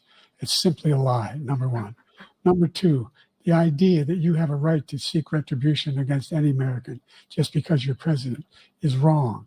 It's simply wrong. No president's ever spoken like that before. No president in our history has spoken like that before. Number three, the crimes you are still charged with, and think of all the civil penalties you have. How many billions of dollars do you owe in civil penalties for molesting a woman in public, for doing a whole range of things, of having sex with a porn star on the night while your wife was pregnant? I mean, how about your what are you babysitter? talking about? You have the morals of an alley cat. Give you a minute, sir. I didn't have sex with a porn star, number one. Number two, that was a case that was started and moved. They moved a high-ranking official, a DOJ, into the Manhattan DA's office to start that case. That case is going to be appealed and won. We had a very terrible judge, a horrible judge, Democrat. The prosecutor were all high-ranking Democrats, appointed people, and both the civil and the criminal. He basically went after his political opponent because he thought it was going to damage me. But when the public found out about these cases, because they understand it better than he does, he has no idea what these cases are. But when they found out about these cases, you know what they did? My poll numbers went up, way up. You know that because you're reporting it. And we took in more money in the last 2 weeks than we've ever taken in the history of any campaign. I don't think any campaign has ever taken. Hundreds of millions of dollars came pouring in because the public knows it's a scam and it's a guy that's after his political opponent because he can't win fair and square. Thank you, President Trump. President Biden, you have said, quote, Donald Trump and his MAGA Republicans are determined to destroy American democracy. Do you believe that the tens of millions of Americans who are likely to vote for President Trump will be voting against American democracy? The more they know about what he's done, yes. the more they know about what he's done. And there's a lot more coming. He's got a lot of cases down the road coming around. He's got a whole range of issues he has to face. I don't know what the juries will do, but I do know he has a real problem. And so the fact that, could you ever think you hear any president say that I'm going to seek retribution? Do you ever hear any president say that I thought Hitler had some good ideas? What got me involved to run in the first place after my son had died, I decided in Iraq, because of Iraq, I said I wasn't going to run again until I saw what happened. Your son did not die in Iraq. Listen, I'm going to say I get sick and tired of this guy using Beau Biden, who died of brain cancer. May he rest in peace. Yes, he served in the military, but he did not die in a combat zone. He served in Iraq. He came home. 2 years later, he developed brain cancer and he passed. Stop using his military career as if he was in a combat zone when he died. You are lying to the American people. Stop it. Wait, what, Benny? For fuck's sakes. Huh? What? Oh, what an idiot. Apparently Mocon's In talking about me and Charlottesville, Benny. Virginia. People Do what? Do what? Apparently Mukon is talking about me and Benny live. Oh, Mokan, yo, just because Ian and I aren't paying you any attention, just move on. Who the fuck is That was Mukon? That is funny when he tried coming up there, though. All right, here we go. Coming out of the woods carrying swastikas on torches, and singing the same anti-Semitic bile they sang when back in Germany. And the young woman got killed. They spoke to the mother, and they asked him. They said, "What do you think of those people? The ones who got killed, the one who tried to stop it, and the ones," he said, "I think they're fine people on both sides." What American president would ever say Nazis coming out of fields carrying torches, singing the same anti-Semitic bile, carrying swastikas were fine people? This is the guy who says Hitler's done some good things. I'd like to know what they are. Yes, we are. Good things Hitler's done. That's what he said. This guy has no sense of American democracy. President Trump. Jake, both of you know that story has been totally wiped out, because when you see the sentence, it said 100% exoneration on that. So he just keeps it going. He says he ran because of Charlottesville. He didn't run because of Charlottesville. He ran because it was his last chance. He's not equipped to be president. You know it, and I know it. It's ridiculous. We have a debate. We're trying to justify his presidency. His presidency, he's without question the worst president, the worst presidency in the history of our country. We shouldn't be having a debate about it. There's nothing to debate. He made up the Charlottesville story, and you'll see it's debunked all over the place. Every reasonable anchor has debunked it. And just the other day, it came out where it was fully debunked. It's a nonsense story. He knows that, and he didn't run because of Charlottesville. He used that as an excuse to run. President Biden. And debunked. It happened. All you have to do is listen to what was said at the time. And the idea that somehow that's the only reason I ran because I was worried a guy like this guy could get elected. If he thought they were good people coming out of that forest, carrying those woods, carrying those torches, then he didn't deserve to be president. Didn't deserve to be president at all. And the idea that he's talking about all this being fabricated, we saw with our own eyes. We saw what happened on January 6th. We saw the people breaking through the windows. We saw people occupying his own vice president. Look, there's a Justice reason for why Ashley Babbitt. 40 of his 44 top cabinet officers refused to endorse him this time. His vice January president hasn't 6th was endorsed him him this say. time. So why? Why? They know him Protest well. peacefully. They serve with him. Why are Go they not home. endorsing him? Thank you, President Biden. We're going to be right back with more from the CNN presidential debate. What a bunch of malarkey. Yes, Honestly, it is. to think that this guy is in charge of the launch codes is fucking frightening. Yeah. Ridiculous. It's just frightening him being in the most powerful position in the country. Let's talk about persistent challenges you both And what he's faced done. in your first terms, and you'd certainly face again in a second term. President Biden, while Black unemployment dropped to a record low under your presidency, Black families still earn far less than white families. Black mothers are still 3 times more likely to die from pregnancy-related causes. and Black Americans are imprisoned at 5 times the rate of white Americans. What do you say to Black voters who are disappointed that you haven't made more progress? They acknowledge they made a lot of progress, number one. The fact of the matter is there's more small Black businesses that have been started than any time in history. Number two, the wages of Black unemployment is the lowest level it's been in a long, long time. Not Number because of three, you. we're providing housing for Black Americans and dealing with the segregation that exists among these corporations that collude to keep people out of their houses. In addition to that, we find that the impact on the choice that Black families have to make relative to childcare is incredibly difficult. When we did the first major piece of legislation in the past, I was able to reduce Black childcare costs. I cut them in half. That's what my driver's voting for Trump this time. Childcare costs. Okay. Got to make sure, because when you provide those childcare protections, you increase economic growth because more people can be in the job market. So there's more to be done, considerably more to be done. But we've done a great deal so far, and I'm not letting up, and they know it. You have 49 seconds left. What do you say to Black voters who are disappointed with the progress so far? I say I don't blame them for being disappointed. Inflation is still hurting them badly. For example, I provided for the idea that any Black family, first-time home buyer, should get a $10,000 tax credit to be able to buy their first home so they can get started. I made sure that we're in a situation where all those Black families and those Black individuals who provided had to take out student loans. $10,000 when the fucking That if they were My worst bestie, 7%. my worst bestie is voting for Trump this time. If they paid their bills for 10 years on their student debt, all the rest was forgiven after 10 years. Millions have benefited from that. And we're going to do a whole lot more for Black families. Thank you, President Trump. Well, He caused the inflation. He's blaming inflation, and he's right. It's been very bad. He caused the inflation, and it's killing Black families and Hispanic families and just about everybody.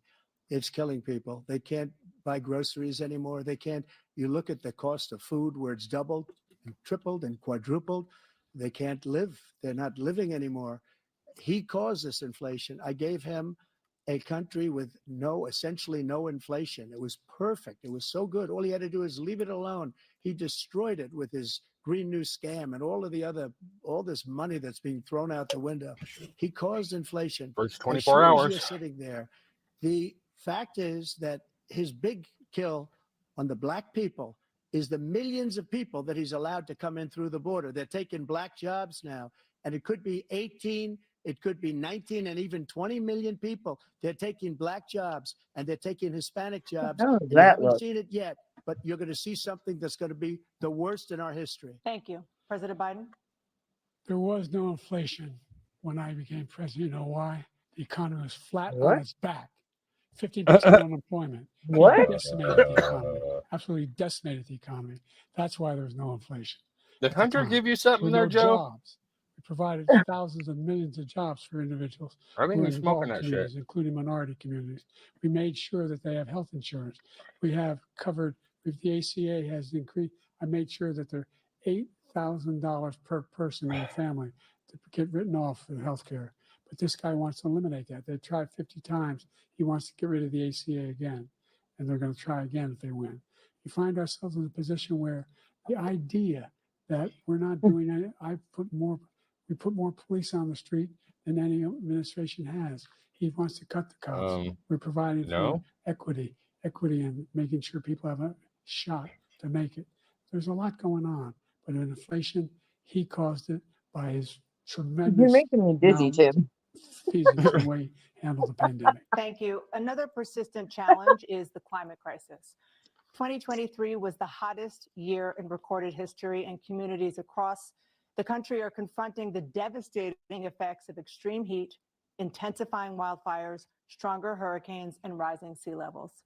Former President Trump, you've vowed to end your opponent's climate initiatives, but will you take any action as president to slow the climate Because crisis? those climate Let me just go initiatives back are to what he said enhancing about the problems, police. not helping. How close the police are to him. Almost every police group in the nation from every state is supporting Donald J. Trump. Almost every police group.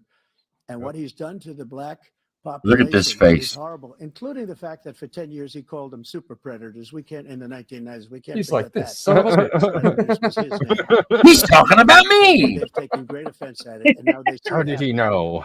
But when they see what I did They for criminal did justice it. reform and for the historically black What's colleges going and on, universities man? where I funded them Have and some got them all chocolate funded, chip. and the opportunity zones with Tim, as you know, Tim Scott was incredible. He did a great job. Great senator from South Carolina. He came to me with the idea. Hey, It this was is a a great good nap idea. It's one of spot. the most successful economic development acts ever in the country. Oh, come on, go back where he's picking his The nose. biggest beneficiaries are blacks, and Do that's you guys why remember when we Fly have the landed on best numbers Pence's for head? them in maybe Yeah. ever. They're saying ever. I read this morning. I gotta where say, this ever, the camera best crew's on numbers. point.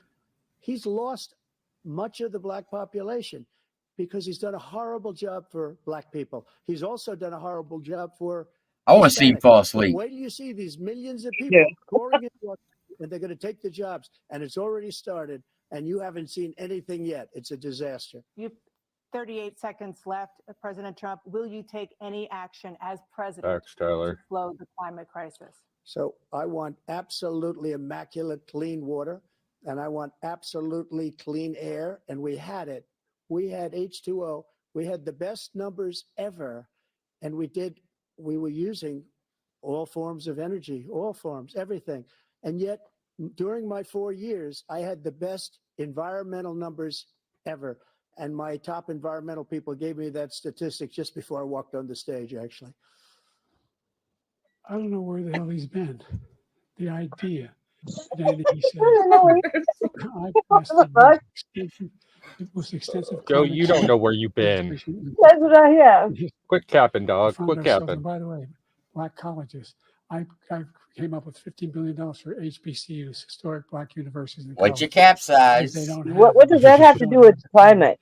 contributors that Yeah. they have to build these laboratories and the like. Any black student is capable in college of doing any white student can do. He doesn't have the money, but now they'll be able to Well, get what does those that have to do with jobs climate? in high tech. We're in a situation where the idea that I don't know. he is claiming to Huh, have he's done losing it. something cleanest What's water, good, Papa Fresh? How you doing? cleanest water. He hadn't done a damn thing for the environment. He pulled out of the Paris Peace Accord. That's 290s. He did cut funding. I immediately joined it Yep. because if we reach 1.5 degrees Celsius at any one point, there's no way back. The only existential threat to The humanity. climate's racist now. And he didn't do a damn thing about it. He wants to undo all that I've done. The Paris Accord was going to cost us $1 trillion, and China nothing, and Russia nothing, and India nothing. It was a ripoff of the United States. And I ended it because I didn't want to waste that money because they treat us horribly. We were the only ones. It was costing us money. Nobody else was paying into it. And it was a disaster. But everything that he said just now, I'll give you an example. I heard him say before insulin. I'm the one that got the insulin down for the seniors. Yep. I took care of the seniors. What he's doing is destroying all That's of our fact. medical programs because the migrants coming in, they want everybody. And look, I have the biggest heart on the stage. I guarantee you that. You And I just wanna wait take till I care of come in the other people, room. But we're destroying our country. Sorry. They're taking over our schools, our hospitals, and they're going to be taking over Social Security. He is destroying Social Security, Medicare, and Medicaid. The idea is that we, in fact, we were the only ones of consequence who were not members of the Paris Accord. How can we do anything if we're not able to? The United States can't get its under control. One of the largest polluters in the world, number one. We're making significant progress. By 2035, we will have cut pollution in let's half. talk about those We've electric made- cars we've there. made significant progress, and we're continuing to make progress. We set up a climate corps where thousands of young people will learn how to deal with climate, just like the Peace Corps. And we're moving in directions that are going to significantly change the elements of cause of pollution. But the idea that he claims that he has the biggest heart up here. Shout out to Pawpaw Fresh. I appreciate you, Pawpaw, for real. Pray all is well with everyone. One of the oldest, I didn't mean to say that. One of the dopest MCs in the game, Mr. Pawpaw Fresh. Oh, no. When you're concerned about pollution and about climate, I've not seen any indication of that. And by the way, with regard to prescription drugs, one God, Lord. Every time Amy farts, the climate goes up 1 degree. Get her, Yeah, Biden. It's I'll her show him fault. climate change. Damn, Dan. I'll show him climate change. Does she do it under the covers? That's all I need to know. And then It's pull it too over hot your in here head. for any covers. It's too hot in here for any covers. Giving them the Dutch oven. Oh, that's nasty. That's nasty. Dan, I hope you have carbon monoxide detectors. Uh-huh. Damn. company agreed that they would reduce the price to $35, which I was calling for, one, voluntarily. I made sure every company in the world, every pharmaceutical company, cannot have to pay. Thank you. And by the way, So every day, millions of Americans struggle just to make ends meet. For many older Americans, Social Security provides a critical lifeline. President Biden, if nothing is done to Social Security, seniors will see their benefits cut in just over 10 years. Will you name tonight one specific step that you're willing to take to keep Social Security solvent? yes, make the very wealthy begin to pay their fair share. Right now, everybody making under $170,000 pays 6% of their income, of their paycheck, every single time they get a paycheck from the time of the first one they get when they're 18 years old. The idea that they're going to, I'm proposing that everybody, they pay, the millionaires pay 1%. So no one after, I would not raise the cost of Social Security for anybody under $400,000. After that, I began to make the wealthy begin to pay their fair share by increasing from 1% beyond to be able to guarantee the program for life. So you still have 82 Except- seconds left. Are there any other measures that you think that would be able to help keep Social Security solvent, or is that one enough? Well, no, that one enough will keep it solvent. But the biggest thing I'll do if we defeat this man, because he wants to get rid of Social Security. He thinks there's plenty to cut in Social Security.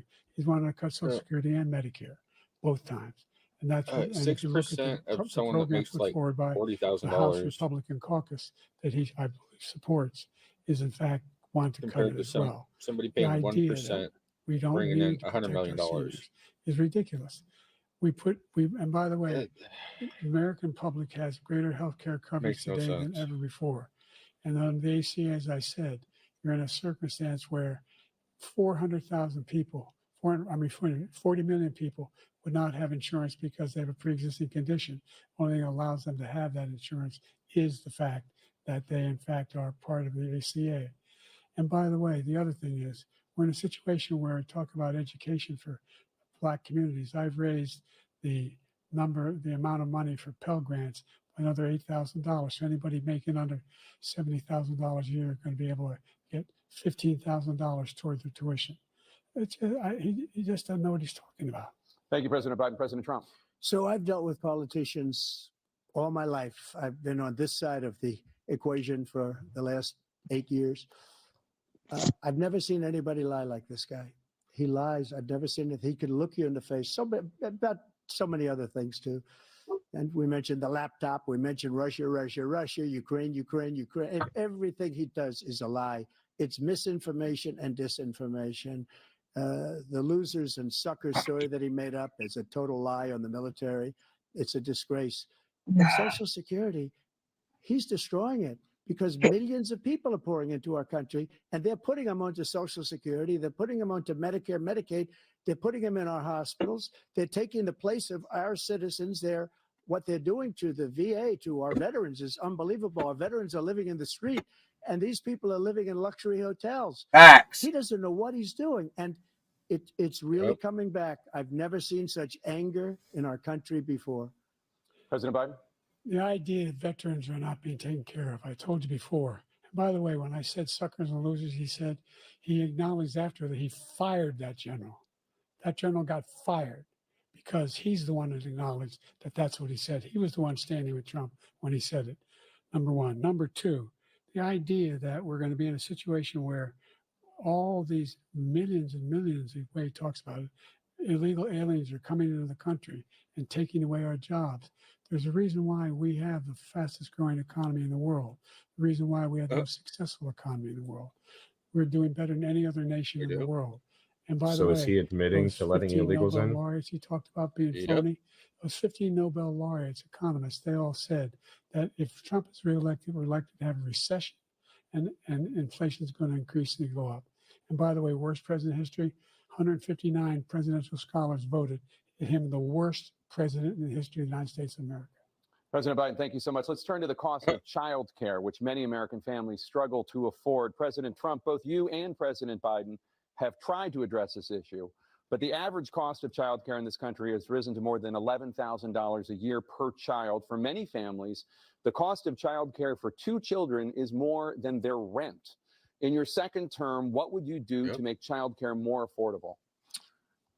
Just to go back, the general got fired because he was no good. And if he said that, that's why he made it up. But we have 19 people that said I didn't say it, and they're very highly respected, much more so than him. The other thing is, he doesn't fire people. He never fired people. I've never seen him fire anybody. I did fire a lot. I fired Comey because he was no good. I fired a lot of the top people at the FBI, drained the swamp. They were no good. Not easy to fire people. You'd pay a price for it, but they were no good. I inherited these people. I didn't put him there. I didn't put Comey there. He was no good. I fired him. This guy hasn't fired anybody. He never fires. He should have fired every military man that was involved with that the Afghanistan horror show. Facts. The most embarrassing moment in the history of our country. He didn't fire. Did you fire anybody? Did you fire anybody that's on the border that's allowed us to have the worst border in the history of the world? Did anybody get fired for allowing 18 million people, many from prisons, many from mental institutions? Did you fire anybody that allowed our country to be destroyed? Joe, our country is being destroyed as you and I sit up here and waste a lot of time on this debate. This shouldn't be a debate. He is the worst president. He just said about me because I said it. But look, he's the worst president in the history of our country. He's destroyed our country. Now all of a sudden he's trying to get a little tough on the border. He came out with a nothing deal, and it reduced it a little bit, like this much. It's insignificant. Like he this wants open much. borders. He wants our country to either be destroyed or he wants to pick up those people as voters. And I don't think we just can't let it happen. If he wins this election, our country doesn't have a chance, not even a chance of coming out of this rut.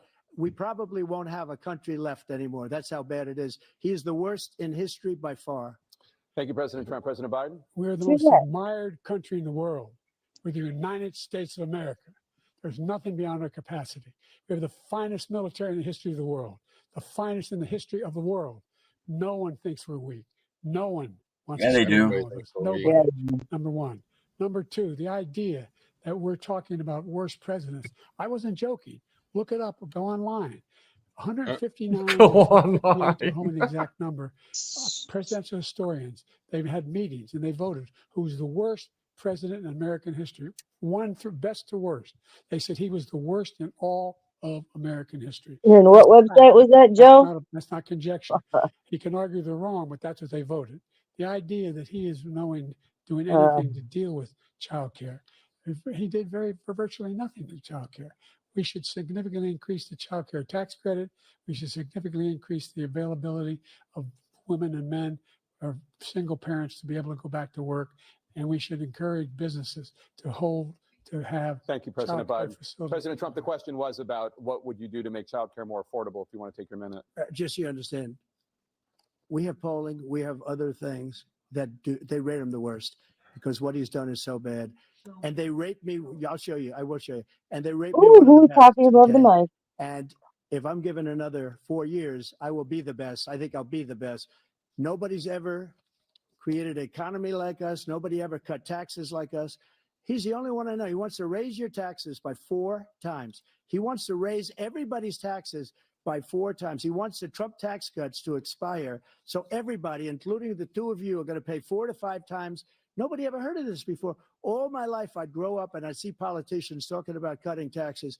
When we cut taxes, as I said, we did more business. Apple and all these companies, they were bringing money back into our country. The worst president in history by far, and everybody knows it. President Biden? Look, the fact of the matter is that he's dead wrong about, he's increased the tariff, he will increase the taxes on middle-class people. I said I'd never raise a tax on anybody making less than $400,000. I didn't. But this tariff is 10% tariffs. Everything Oh coming yeah, into the this is country, you bought know by what the economists fucking. say? That's going to cost the average American $2,500 a year more because they're going to have to pay the difference in food and all the things that were imported. Yeah, Number this is two, definitely bought up he's in by a Biden. situation where he talks about how he has not raised, he somehow helped the middle class. Middle class have been devastated by you. Now you want a new tax cut of $5 trillion over the next 10 years, which is going to fundamentally bankrupt the country. No. You had the largest deficit of any president in American history, number one. Number two, you have not, in fact, made any contact, any progress with China. It's bullshit, You have Joe. the lowest trade deficit with China since So 2010. Thank I you, found the President. article Joe's Thank you, President referencing. Biden.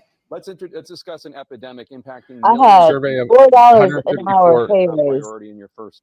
I made $4 more an hour after Biden became president. I still take home less because of Yeah. inflation and shit. So survey of 154 scholars placed 45th president behind even historical calamitous chiefs executives linked to the Civil War, and they put Biden at number 14. I'm calling bullshit. Bullshit. Bullshit. That was definitely paid off. All right, here we go.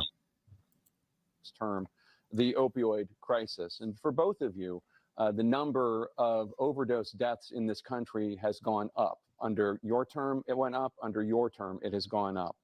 Former President Trump, despite the efforts that both of you have made, more than 100,000 Americans are dying from overdoses every year, primarily from fentanyl and other opioids. What will you do to help Americans right now in the throes of addiction who are struggling to get the treatment they need? Close the fucking border. To finish up, we now Yeah. have the largest deficit in the history of our country under this guy.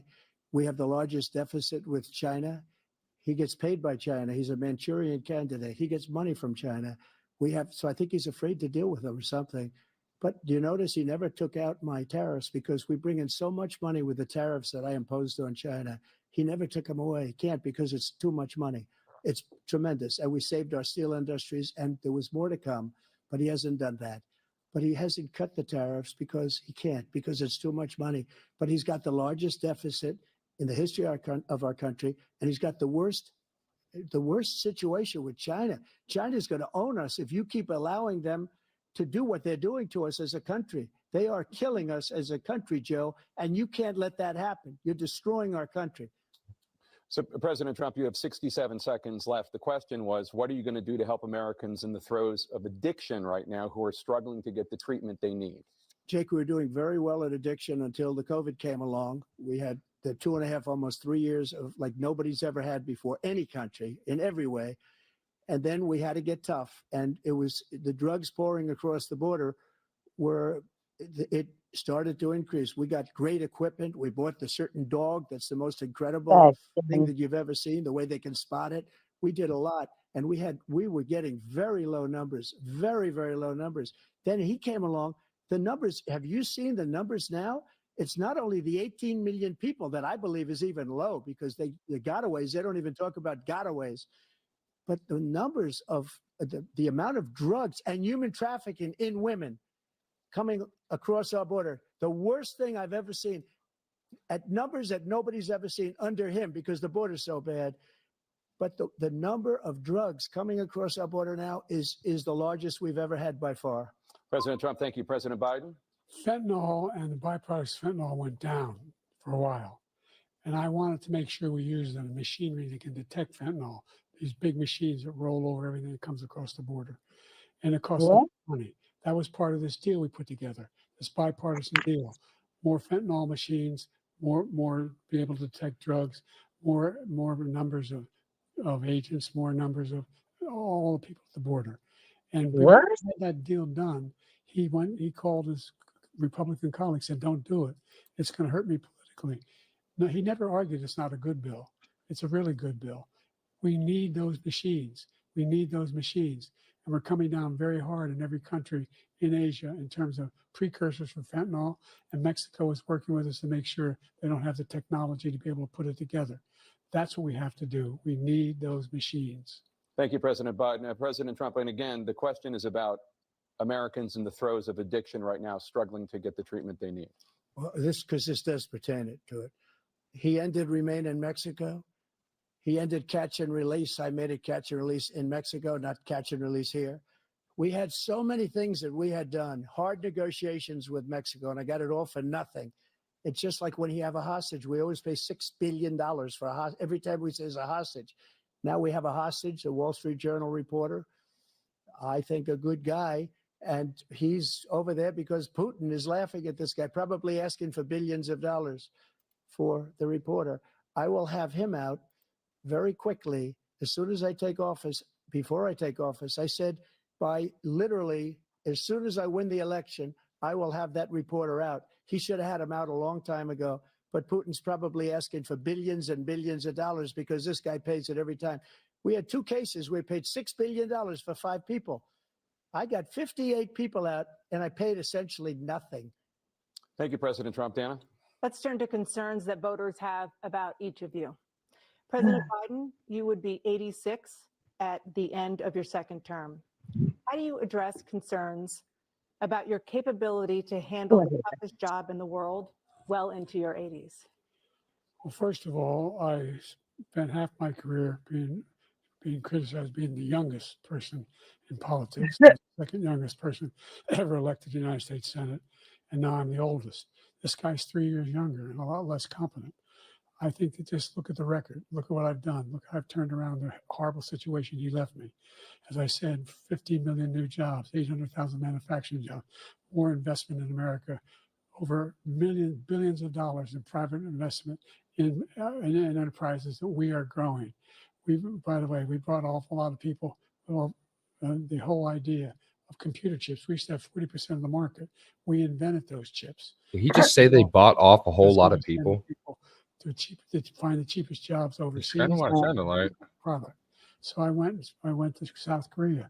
I convinced Samsung to invest billions of dollars here in the United States. And guess what? Those fabs they call that to build these chips. Those fabs pay over $100,000. You don't need a college degree for them. And there's billions, about $40 billion already being invested and being built right now in the United States, creating significant jobs for Americans from all over the world. President Biden, you have 40 seconds left. Yeah, I would. The idea that somehow we are this failing country. I never heard a president talk like this before. We're the envy of the world. Name me a single major country president who wouldn't trade places with the United States of America for all our problems and all our opportunities. We're the most progressive country in the world in getting things done. We're the strongest country in the world. We're a country in the world who keeps our word, and everybody trusts us. All of our allies and those who he cuddles up to, from Kim Jong-un, who he sends love letters to, Putin, etc. They don't want to screw around. Thank you. Former President Trump, to follow up, you would be 82 Okay. at the end of your second term. Wow. What do you say to voters who have concerns about your capabilities to serve? Well, I took 2 tests, cognitive tests. I aced them, both of them, as you know. We made it public. He took none. I'd like to see him take one, just one, a real easy one. Like go through the first 5 questions. He couldn't do it. But I took 2 cognitive tests. I took physical exams every year. And, we knock on wood wherever we may have wood, that I'm in very good health. I just won 2 club championships, not even senior, 2 regular club championships. To do that, you have to be quite smart and you have to be able to hit the ball a long way. And I do it. He doesn't do it. He can't hit a ball 50 yards. He challenged me to a golf match. He can't hit a ball 50 yards. I think I'm in very good shape. I feel that I'm as in good a shape as I was 25, 30 years ago. Actually, I'm probably a little bit lighter, but I'm in as good a shape as I was years ago. I feel very good. I feel the same. But I was willing to take a cognitive test. And you know what? If I didn't do well, I aced them. Dr. Ronnie Jackson, who's a great guy when he was White House doctor. And then I took another one, a similar one. And one of them said they'd never seen anybody ace him. Thank you. President Biden? You can see he is 6'5" and only 225 pounds, or 235 pounds. Well, you said 6'4", 200. Well, anyway, that's it. Anyway, just take a look at what he says he is, and take a look at what he is. What? Look, I'd be happy to have a driving contest with him. I got my handicap, which when I was vice president, down to a 6. Oh, by the way, I told you before, I'm happy to play golf if you carry your own bag. Think you can do it? That's the biggest lie. He's a 6 handicap of all. I was at 8 handicap. Yeah. 8. Never. But I had, you know how many? I've seen you swing. I know you swing. Okay, let's not act like children. President Trump, we're going to 21 turn Let's not act like children. You to are a a child. specific concern that voters have about you. Will you pledge tonight that once all legal challenges have been exhausted, that you will accept the results of this election, regardless of who wins, and you will say right now that political violence in any form is unacceptable? Well, I shouldn't have to say that, but of course I believe that. It's totally unacceptable.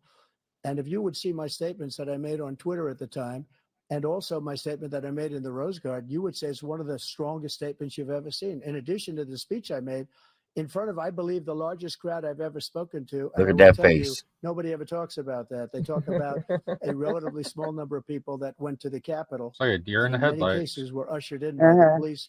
And as Nancy Pelosi said, Some of us it like, damn, I forgot about that. Look at that face. Oh, this is Trump bad. said, "You're lying. I seen your golf swing.